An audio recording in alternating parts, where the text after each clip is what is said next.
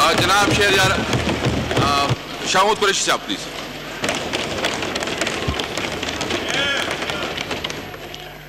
जनाब स्पीकर, मोहतरम कायदे हिज़्ब इख्तिलाफ ने एक नुक्ता उठाया है। तय ये हुआ था, if I am not wrong, और परवेज खटक साहब और दीगर मोअज़्ज़ज़ मेंबरान ऑपोजिशन के साथ ये बात तय हुई थी कि बजट पर कायदे हिज़्ब इख्तिलाफ जो अमेंडमेंट बिल पेश किया जा रहा है, फाइनेंस अमेंडमेंट बिल, उस पर इजहार फरमाएंगे और उसके बाद वजीर खजाना अपना नुक्ता नजर पेश करेंगे। लेकिन कायदे हिज़्ब इख्तिलाफ ने मुनासिब समझा कि वह साहिवाल के जो एक दर्दनाक वाकया है उस पर अपनी राय का इजहार करें। मैं अर्ज करना चाहूंगा जनाब स्पीकर, बहुत मुअद्दबाना अंदाज में, कि ये एक ऐसा वाकया है जिसने हर पाकिस्तानी शहरी को मुतासिर किया है। इस पर कोई दो आरा नहीं है। अफसोसनाक वाकया है, दिल को दहला देने वाला वाकया है। अब सवाल यह है, हुकूमत ने क्या किया? हुकूमत ने तो कभी नहीं चाहा था और ना कोई ऐसी हिदायत थी इस वाकये को, ये इस तरफ ये कोई कंस्ट्रक्शन नहीं थी। लेकिन हुकूमत ने न सिर्फ मजम्मत की, वजीर आजम ने पर्सनली हिदायत दी वजीर आला पंजाब को। No cross talk please, no cross talk. अगर नो क्रॉस टॉक प्लीज, हौसले से बात सुन ले तो मुनासिब होगा। No cross talk. मेरी गुजारिश ये है जनाब स्पीकर, 2 दिन से इस अफसोसनाक वाक़े पर इजलास में, ऐवान में बजा तौर पर बहस हो रही है। बजा तौर पर आज मुनासिब नहीं था उठाना, लेकिन आपने उठा दिया, तो मैं अर्ज करता चलूं, within hours the chief minister Punjab, जो कि इलेक्टेड ऑफिस है उनके बारे में जो अल्फाज कहे गए, मैं समझता हूं वो मुनासिब नहीं है। इसलिए मुनासिब नहीं है कि अगर आज हम मुंतखब नुमाइंदगान की तस्दीक करेंगे तो आप डेमोक्रेटिक नो आप no cross talk please, no cross talk please, no cross talk please. बात कीजिएगा, आप जरूर बात कीजिए, आपको रोकना कोई नहीं है। देखिए इस तरह नहीं होता, इस तरह ना करें जी, इस तरह ना करें प्लीज। से सुन तो ले, नो क्रॉस टॉक प्लीज, सुन तो ले, आप सुन तो ले, आप जवाब दीजिएगा ख्वाजा साहब। No cross talk please. मैं देखिए इस तरह ना करें ख्वाजा साहब, आप क्रॉस टॉक ना करें प्लीज। आप कोई जमहूरी रवायात की खिदमत नहीं करेंगे अगर आप ऐसा करेंगे। पहली बात तो ये है, जी प्लीज, पहली बात तो ये है कि फिल फॉर आपने प्लीज फिल फॉर ये तरीका नहीं है ये जनाब, इस तरह ना करें प्लीज।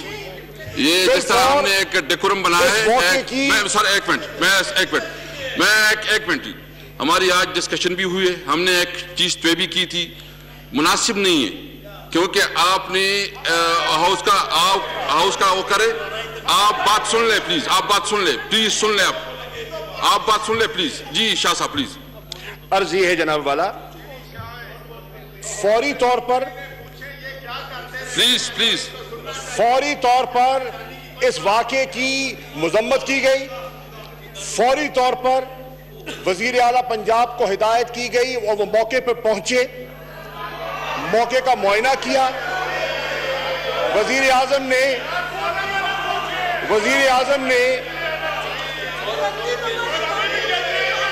प्लीज जनाब स्पीकर, नो प्लीज। और मेरी कायदे इस खिलाफ से गुजारिश है कि अगर आप इंटरवीन फरमाएं तो इसलिए फिर माहौल, फिर देखिए आपको हम एहतराम से सुनते हैं।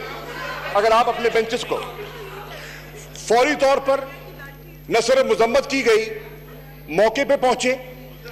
वजीर आजम ने कहा कि 72 घंटों के अंदर मुझे उसकी रिपोर्ट चाहिए। जेआईटी तश्कील पाई गई।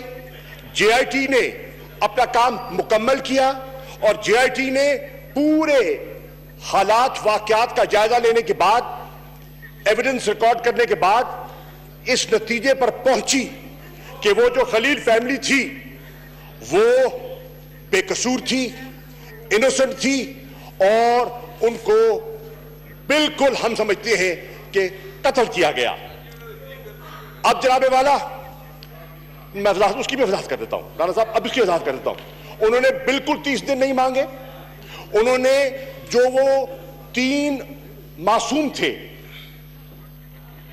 वालिद, वालिदा और 13 साल बच्ची, उनका एग्जामिनेशन के बाद इस नतीजे पर पहुंचे कि they had nothing to do with any crime, no were they terrorist, they were innocent citizens of Pakistan और उनको नाहक मारा गया।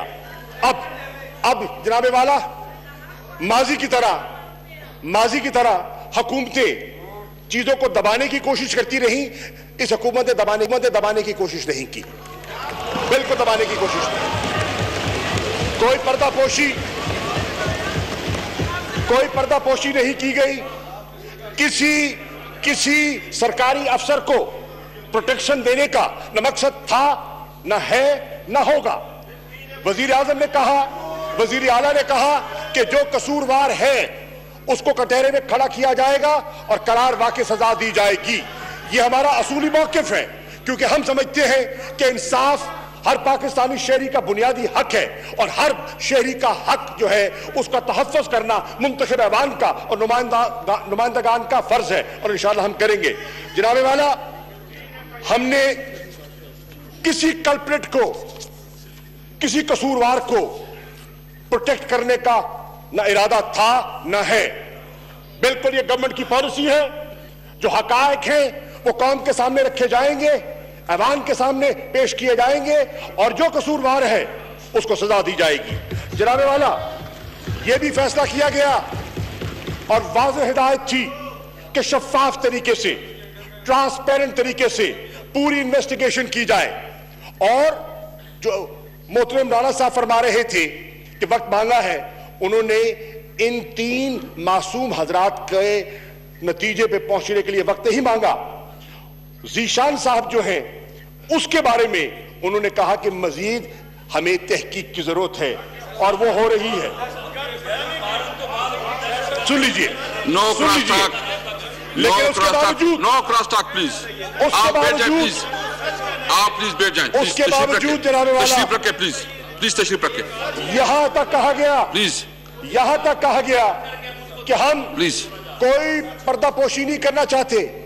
हम हमारी जो मीडिया है उसको भी नो प्लीज नो ब्रीफ करने के लिए तैयार है और इन कैमरा ब्रीफिंग देने के लिए भी तैयार है, ताकि सारे हकायक उनके सामने आ सके। और सारे हकायक जब सामने आएंगे तो तब पता चलेगा कि कौन जिम्मेदार है और उस पर क्या कार्रवाई होनी चाहिए। जनाबे वाला, यह भी फैसला किया गया कि वाकई की नौइयत ऐसी है कि फिलफौर इसका मुकदमा एक एंटी टेररिस्ट कोर्ट में चलाया जाएगा और ताकि कम तर वक्त में इसका नतीजा निकले। एफआईआर दर्ज की गई नहीं, एफआईआर दर्ज की गई। एफआईआर के नतीजे में, इन्वेस्टिगेशन के नतीजे में सरकारी अफसरान के खिलाफ कार्रवाई का फैसला किया गया, उनको मुअत्तल किया गया, उनको अपने ओहदों से हटाया गया। जनाब वाला, ये फर्क है। इस हुकूमत ने जो पुलिस ऑफिसर्स ने तजावुज किया उनको प्रोटेक्ट नहीं किया और कहा कि उनको हम बेनकाब करेंगे, कहा हम कटहरे में खड़ा करेंगे। हम कोई पर्दापोशी करने का इरादा नहीं रखते।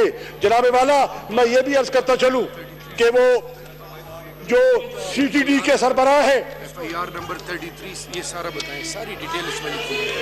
ये सारी एफआईआर, आप प्लीज तशरीफ रखें प्लीज, ये इस तरह नहीं होगा। आप प्लीज तशरीफ रखें। साहब मेरे ख्याल में ये मुनासिब नहीं है। आप प्लीज तशरीफ रखें, प्लीज आप तशरीफ रखें प्लीज। जी जी सर, गुजारिश ये है, कंटिन्यू प्लीज। गुजारिश ये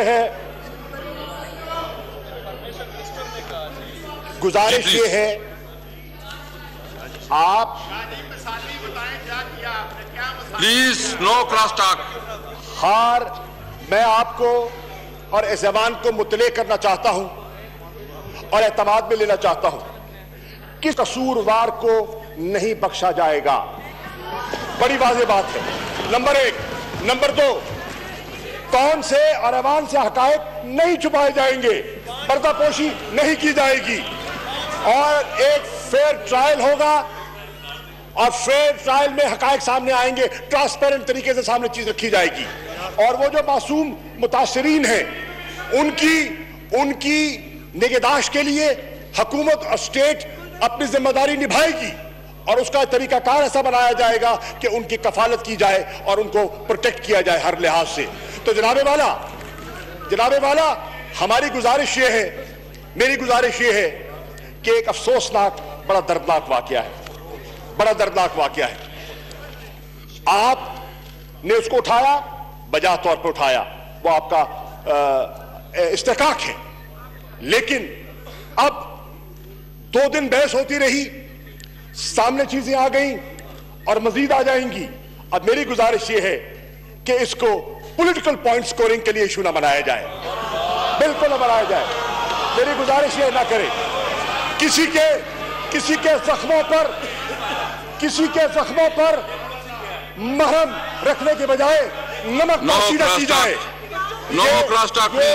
ये इंसानियत के इंसानी तकाज़ों के खिलाफ है और मेरी गुजारिश ये है कि अब जो आपने तय किया था उसके मुताबिक आप अपनी कार्रवाई को आगे बढ़ाएं। शुक्रिया।